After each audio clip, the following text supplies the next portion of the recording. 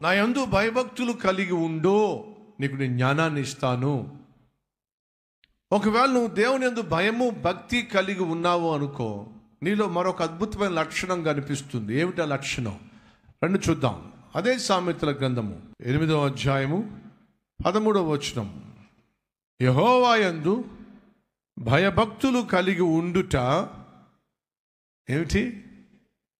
చెడుతనమును అసహ్యించుకొనుటయే.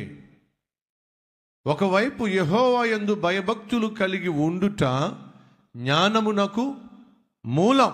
నువ్వు దేవుని పట్ల భయము భక్తి కలిగి ఉన్నట్లయితే అది జ్ఞానాధారం. దేవుడు ఖచ్చితంగా నీకు జ్ఞానాన్ని ఇస్తాడు. నువ్వు జ్ఞానము కలిగి ఉన్నప్పుడు విజయాన్ని సాధిస్తావు.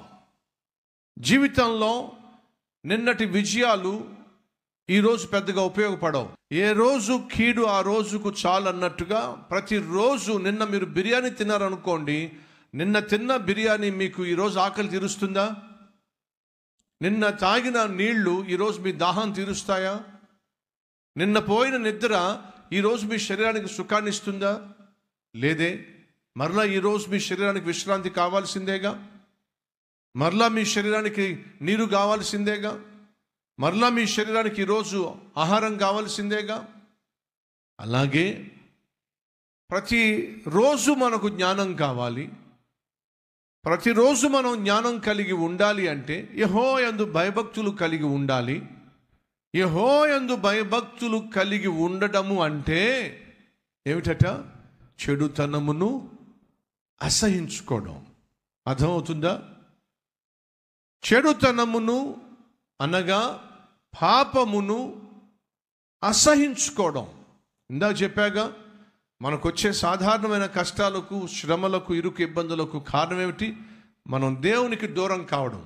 దేవుని దగ్గరకు వచ్చి ఆయన పట్ల భయమును భక్తిని నువ్వు కనపరిస్తే దేవుడు నీకు జ్ఞానాన్ని ఇస్తాడు. ఆ జ్ఞానం ఏం చేస్తుంది? నీకు విజయాన్ని ఇస్తుంది. ఆ విజయాన్ని నువ్వు కాపాడుకోవాలి అంటే జ్ఞానాన్ని కొనసాగించాలి. జ్ఞానాన్ని కొనసాగించాలి అంటే దేవుని యందు భయభక్తులు కూడా నువ్వు కొనసాగించాలి. దేవుని యందు భయభక్తులను నువ్వు కొనసాగించాలి అంటే ప్రతిరోజు నువ్వు పరిశుద్ధంగా జీవించాలి. అనగా ప్రతిరోజు మనం పరిశుద్ధంగా జీవించాలి అంటే యెహోవా యందు ప్రతి దినము మనం భయభక్తులు కలిగి జీవించాలి.